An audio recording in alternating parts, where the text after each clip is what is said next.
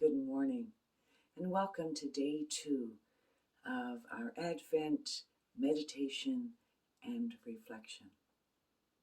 We begin our time together by lighting the Christ candle, reminding us of the light that shines in us and through us and into the world.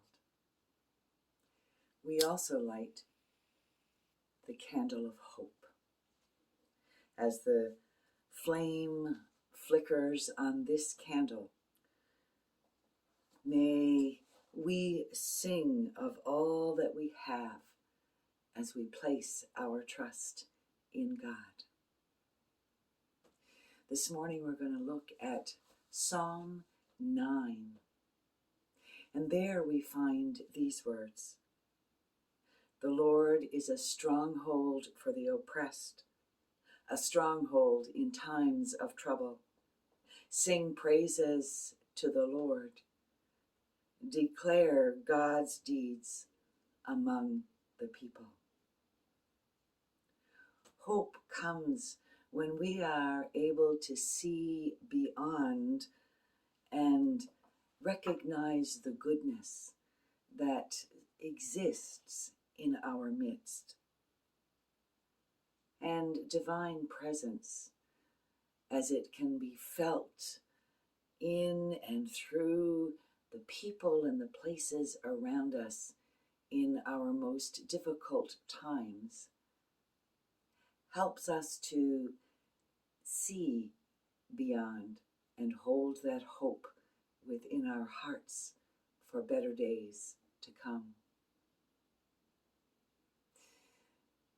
Divine presence for me is indeed most clearly reflected in the people through whom God's light shines, those created in the image and likeness of God that enable me, anyway, to see that despite the uncertainties and, yes, the evil that exists in our world, there is still this amazing goodness that resides among us.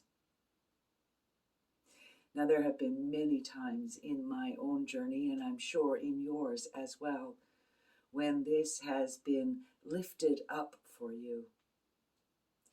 I can think of a number of situations, but one that comes to mind for me is something that took place in 2020. We were in the middle of COVID lockdown, and in the community where I lived, we were held in the grip of fear and violence for about a 24-hour period as a gunman made his mark on our lives. But it wasn't that time of fear that stands out for me. It was what came after the fear. When that time ended and we were faced with having to deal with its devastation, some far more personally than others. And in the midst of that came this amazing gift as neighbors reached out to neighbors with words of encouragement and love, providing moments of deep connection. Whole communities came together to stand around one another and lift one another up, sometimes only holding one another from afar.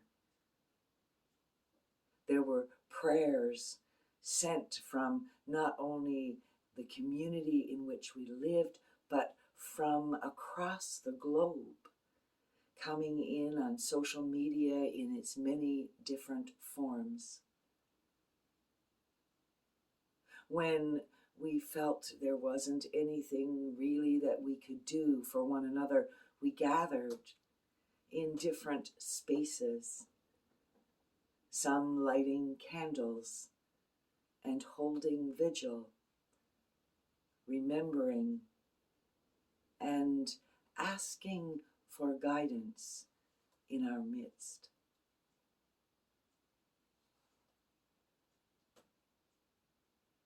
These were holy moments that became living examples of goodness in the midst of evil and hope for better days ahead. It is this kind of hope that the psalmist lifts up for us in Psalm 9. When I reflected on Psalm 9, these were the words that came to my heart. I will give thanks with my whole heart. I will speak of all that is good. I will be glad and celebrate the sacred. I will raise my voice in praise. For there is goodness that lies at the heart of the universe, an energy that can cover all evil. At times, it seems that injustice and darkness will consume, but there is a light that has the power to overcome. Those who draw on its strength,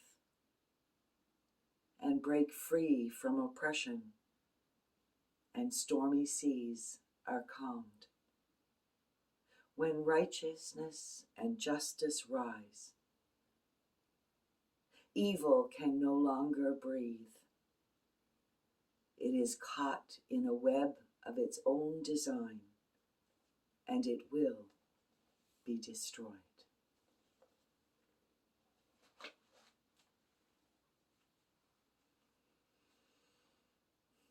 I'm going to invite us to just enter into a time of prayer.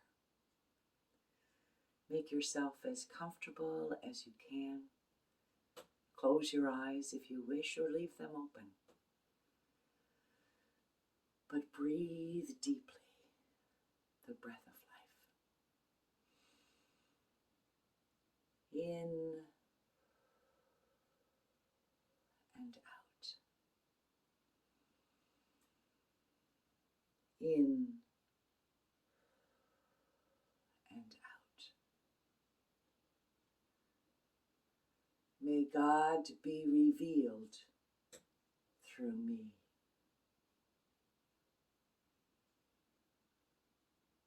May God be revealed through me.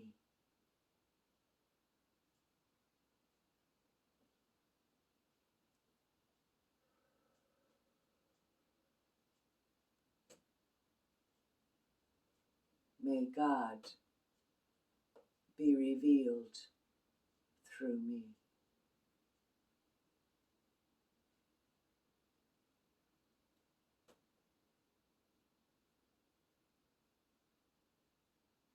May it be so.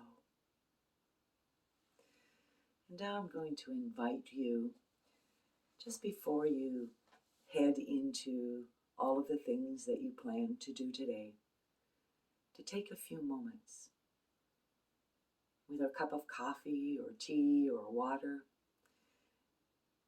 or with nothing at all, and reflect on where or through whom the presence of God has been revealed to you. Take some time and write about it in your journal, or just sit with those thoughts and give thanks, for you are held in the arms